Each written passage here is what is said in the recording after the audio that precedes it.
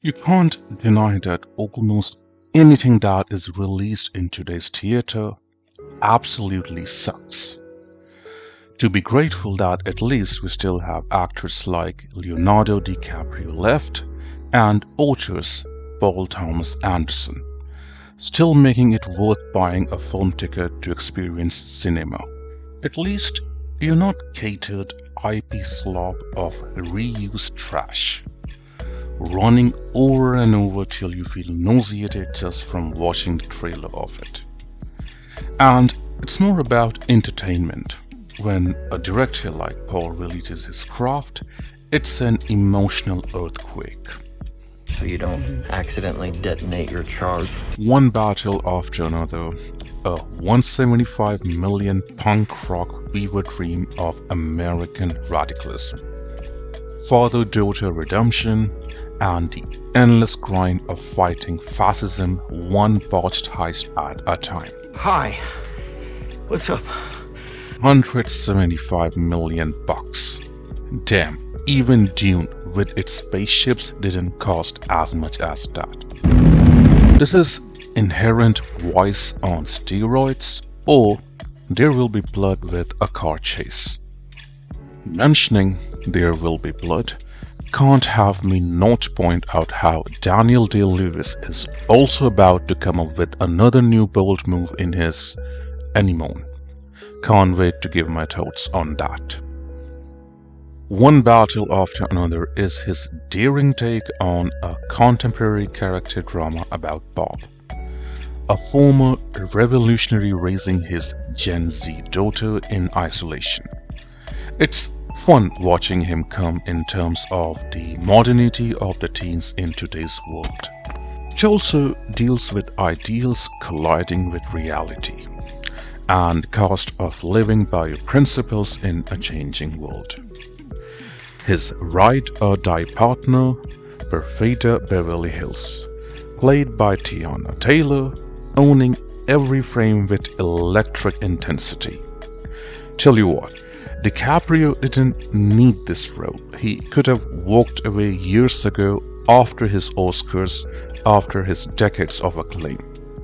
Leo doesn't like easy wins. Bob Ferguson, he's fractured, paranoid, and haunted.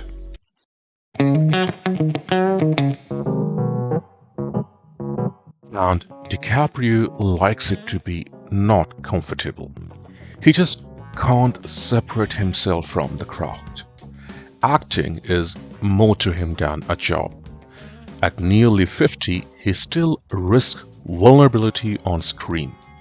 And that's the core reason Anderson trusted him for this. Flashback to the French 75's glory days, a daring raid on a California immigration detention center. Perfidia goes full Humiliatrix on Colonel Stephen Lockjaw. Sean Penn is channeling an unhinged Colonel Kurtz with a side of alt-right sleaze. He is stripped of his authority over sparking a twisted sexual obsession he can't shake. Vito Pat Calhoun, Leonardo in his 75 days, hooks up with Perfidia amid the chaos.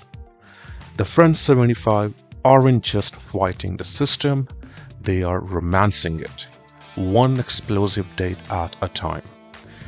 If you think I described French 75 exactly right with my metaphor, do subscribe to this channel.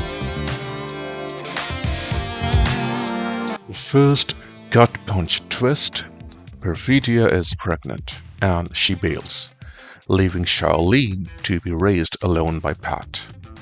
Things escalate further. Perfidia botches a bank heist and gets snapped.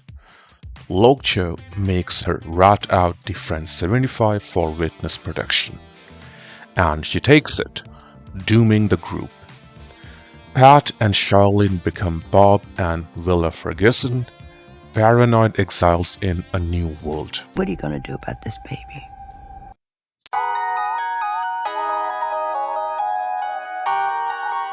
"16 years later, Willa is a firebrand, channeling her perceived dead mom spirit into school protest, convinced Lockjaw of perfidia.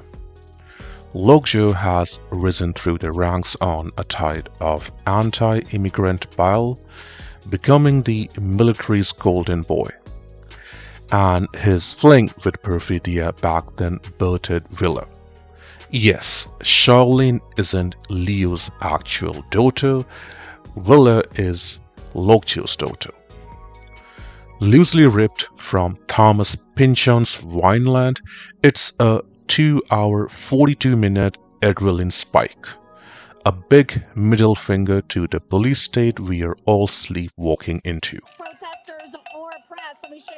Benicio del Toro is a part Sicario fixer and part reluctant anti-hero. Villa's karate sensei, respected community leader Sergio St. Carlos, who evacuates a stream of immigrants through his own hidden tunnel. Regina Hall is Deandra, the French 75 unflappable fixer. She swoops in like a guardian angel with a Glock, spiriting Villa to a convent run by revolutionary nuns like the sound of music if the Von Trapp's packed heat. Villa finally gets the rug pull of her young life. Deandra spills the tea on perfidia. Mommy didn't die a martyr. She sold out the French 75 to Lockjaw for a clean state. I fried my brain since then, man. Lockjaw's secret is out that he's Villa's biological father. And in this so-called purebred club, mixed blood scandals aren't welcomed. Lockjaw ultimately raids the convent while Sergio bails Bob from jail, yeeting him from the car to dodge a checkpoint. World War III out there! Tim Smith signed to take Lockjaw down for his relationship with his daughter, blasts his face to hamburger, and Penn sails to agony like an Oscar reel. Courage.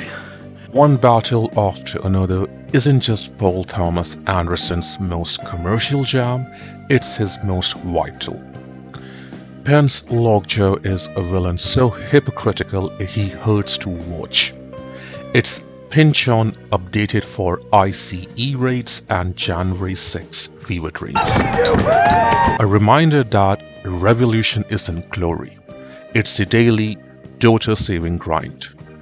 In a world one election from The Handmaid's Tale, this movie screams, fight anyway. Viva la revolution!